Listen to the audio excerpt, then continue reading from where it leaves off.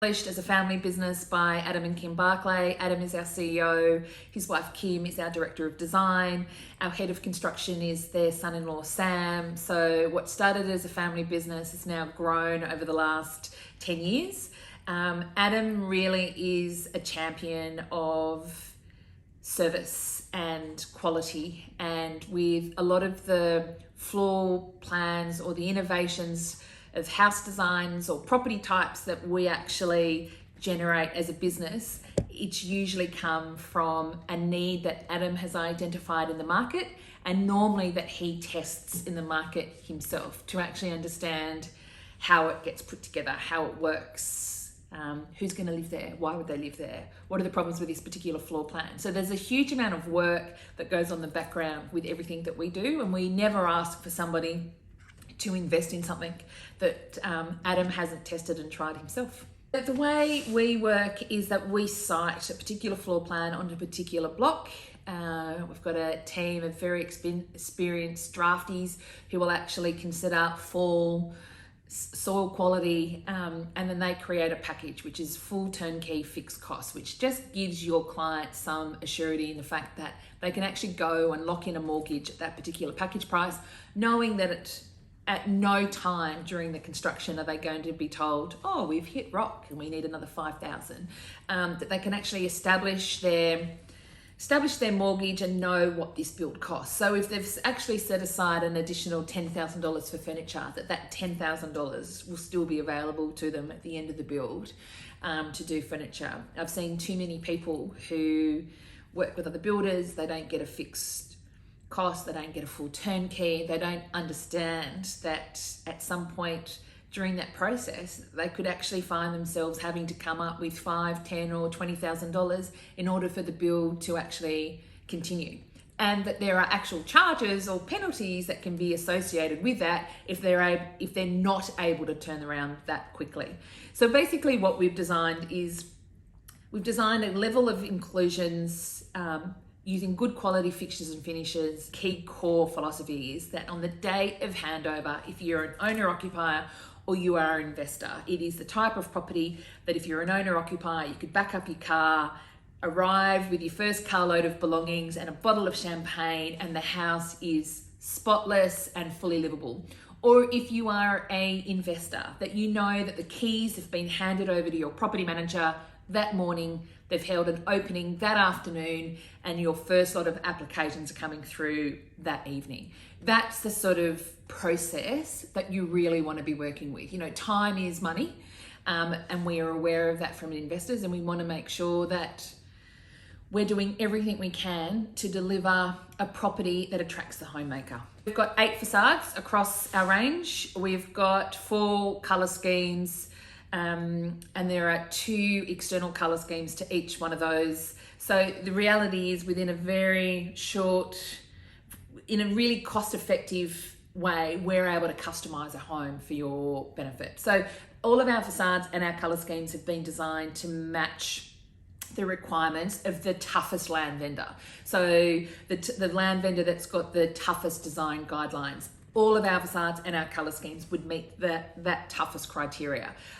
So, you know, we've got multiple finishes in the colour schemes, and then we've got different styles of facade. So things that are quite modern, like the modernist or the alto, really clean lines, really modern profiles, to something that's far more traditional, like the Hamptons or the Surrealist, where you've got, you know, the pitched roof, al fresco, and portico on the front of the property. So we've got enough variances in our range that are all priced, so you can see exactly what the cost is at the moment you look down to have a look at it. But you can really achieve something that has been customized to your particular tastes, but still allows you to be cost effective, full turnkey, fixed cost. Co-living it's a lot of people are talking about it being a new housing type. It's actually not. It's actually been around in the market for some time. Basically, what's driving the need for co-living is really two key areas. One, the fastest growing house type across Australia is for the single occupant household. And then it's trying to look at how do we tackle affordability. And so what the opportunity is with co-living is to actually really look at how do you bring people together who are on low incomes, who are of an age where they can't live at home with their parents, or that's not possible, or they don't have a group of friends that they can share a house with. What is the type of accommodation that's currently available to them? And for the most part, that's usually a studio or a one-bedroom apartment. But then when you think about where studio or one-bedroom apartments are normally located, it's normally high density, high traffic areas. So if you've got somebody, let's take an example, she's 42. She could be my age, but she's a social worker and she earns $60,000 a year. She runs a car and she does not want to live in a one bedroom or a studio apartment near a train line or a shopping centre or a major road. What is the housing opportunity that is available for her? And what comes out of that is a co-living home. So that is a designated design share home where you would have three individuals that are each taking their own private furnished and ensuited room, and then they share the rest of the facilities. And then of course they have a benefit of an outdoor alfresco or a dining room table that seats 8 people, so they can have friends and family, and they're on a quiet suburban street or within a leafy little enclave, and it's actually a housing type that actually really delivers solutions to a huge number of clients in the marketplace, but also has the added benefit to the investor of being a high income property solution. We really thoroughly understand the legislation and restrictions on co-living, of which there are many. And we have at our own time and our own cost interviewed a huge number of potential tenants for co-living. So we've actually been able to design a property that actually meets the requirements of a tenant. So we know, for instance, that the average tenure for a co-living home is 4 to 5 years, that the average age is 33 years of age, that a tenant would prefer to live in a specifically designed co-living home where the owner of the property does not live, so that all 3 tenants are on equal standing, as opposed to thinking, well, I can't control the remote because he owns the house. Of having their own private ensuite to their bedrooms, of having pantries with locks on it so that they can actually keep their foodstuffs. Make sure that the roommate's not actually eating it, but so that they can actually control, their own budgets. So we've been able to take all of that research and information and to bring that down to a really well-resolved, well-designed, highly livable, highly tenable property. For anybody who is looking to purchase a co-living property as a high-income solution for their property portfolio, you must be working with somebody who's got a history of doing co-living, because it's very easy to get caught out on the restrictions and the regulations. But more importantly, this is not the type of property that can be self-managed or managed by just a normal local real estate agent. So within our real estate team, we've actually got 2 specialists who focus on co-living. We've developed relationships with flatmates.com where we're able to curate the community ahead of time, that we can actually approach potential tenants ourselves and actually design what the household looks like. There are a lot more checks and dynamics that are involved with property management with this style of living. There's far more reference checks that need to be undertaken. You need to actually consider the connectivity between the 3 tenants. There are a lot more inspections that need to be managed. So in our scheme, we look to actually inspect the property up to 36 times a year. So there's a huge amount of work that goes in for property management. For this to be a successful outcome for the investor, you would want to make sure that you are working with somebody that has the capacity to actually undertake the work to deliver the result. So it's no more than what a traditional tenancy, it's just that we're actually set up to be able to do it. So with a co-living property, we've got 3 tenants. They're each signed up on their own individual tenancy agreement, so they each have to pay their own bond. but it's basically 3 tenancies. So our obligations to each one of those tenants is threefold. So it's really just making sure that you've actually got an agency who actually has the appetite and the infrastructure to actually be able to support the amount of activity that's created from really one household. Our homes come with solar as standard on the roof to reduce the electricity. The bill for the electricity would be set up in the landlord's name. The bill would go through to our property management team. They would get the bill. Let's say it's $450 for a quarter. They then invoice each individual tenant $150 and they pay for it. Now, people have also talked about the fact that, oh, well, I've seen other co-living where their rental includes the cost of electricity or water. The reason we don't, from our experience, is as soon as you include it in someone's rent, it's almost like this, well, I've already paid for this, so I'll use it up. So I'm going to work, but I've already paid for the electricity, so I'll leave my air conditioning running. So the reason we do it this way is to charge for the rent and then for the outgoings is to actually have all 3 tenants feel a sense of responsibility to the property for its maintenance and for its usage and for the charges that are incurred, because they will be responsible for it. All of our properties have water saving devices, so the 3 tenants, as in a normal tenancy anyway, have to pay the usage. So, and then with Wi-Fi, that's something that we would discuss with our property management team, and it would depend on the individual community, because so many people have got 80 gigabytes on their own phones that they actually wouldn't necessarily need to tap into Wi-Fi. So it is a sort of technology that may not be needed in each house, that each tenant would just, hotspot off their own mobile phones as required. The property type that we're talking about right now, Liz, is what we're terming the 1A co-living. So that allows us to be under the Traditional Residential Act, but without needing to register with residential services, which means in order for us to comply and stay within that space, we can only have a maximum of 3 tenants. So 3 rooms with 1 tenant per room. And that allows us to can stay within 1A. What's the benefit of being within that 1A is that the construction costs are slightly more efficient, because there's certain requirements that would come into effect as soon as you go to a bigger home with a 4th tenant, where you need to have fully adaptable bedrooms or different fire rating protections within the property, which obviously increase the size of the home and therefore the construction costs. What also is really critical with 1A is that you can purchase this property and maintain this property with a traditional residential mortgage. So it's a vehicle that can really work well for a first time or a more recent property investor who does not want to tackle the intricacies of having a retail or a commercial mortgage. Really, for the co-living to really work, it needs to be a fully furnished property. And so there is a furniture package. We've got a number of them we've designed, but you must be buying a furnished package. Say I got you a package at $520,000.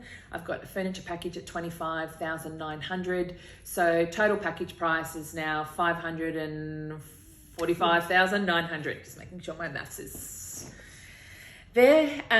So you're investing for less than $550,000. So what's key is you're investing for less than $550,000, where I'm telling you that the potential rental income is going to be somewhere between $750 and $900 per week for those 3 properties. $750 to $900 per property per week. So if you take the middle number, you're purchasing $550,000 with an average income of $825 per week. So when you consider that with the current interest rates, with an income that high, all of a sudden you've got something really interesting to talk to investors about. So with the furniture package, what you need to do is you need to be purchasing that at the time of going unconditional. Reason being is that we've been able to negotiate a full turnkey furniture package, but in order for us to achieve that price point, there's lead times associated with it. So the whole idea is when you go unconditional on your package price, you would be signing up your agency agreement for the rentals with Click Living, and you would be paying the deposit for your furniture so that the order can be placed. Because what we've actually arranged to do is once we get to practical completion, so the house is almost finished, you're getting ready to pay that last payment, that the furniture would be put into the property during that process, so that as soon as handover takes place, we would be having tenants moving immediately into the property. So the furniture package is designed that it covers delivery, unpacking, installation, rubbish removal, everything is in it. It's actually designed to actually be fairly efficient in terms of the involvement of the investor. It's literally, this is what it looks like, this is how much it costs. Thank you very much. The rest is left to the Click Living property management team. We've done packages from 466,000. So the majority of clients that we're working with at the moment that are looking at a co-living, we're sort of sitting somewhere between say 490 and 520 is a really good place. We've got a number of floor plans that work, but really what it comes down to is looking at where the demand and the supply is.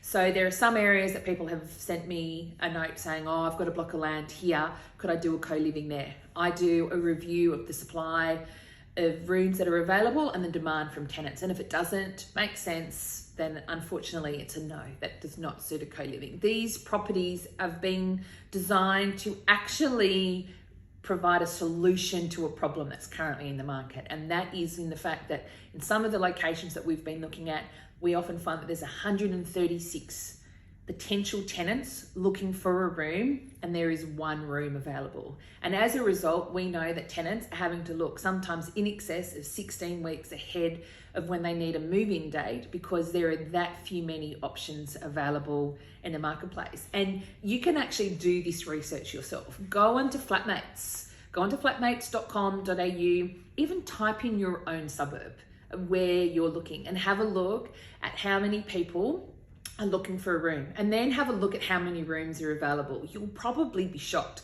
But what will be most shocking is who these people are on Flatmates that are actually looking for. This is not student accommodation. You know, there's a huge number of women and on here, you know, people that have been working as a professional in their industry for many, many years. The type of industries that we all heavily rely on, unfortunately, those industries are not well paid. And so people are looking for a living solution. And you actually, once you actually start to look at Flatmates, you actually understand why we've got such a terrible story with homelessness for women over a certain age, because you actually realize how fine that line is for some people that are working on. So this is not student accommodation. These are hardworking, average Australians who, for whatever reason, have had a calling to go into an industry that's not particularly well paid. And what is the housing solution that's available?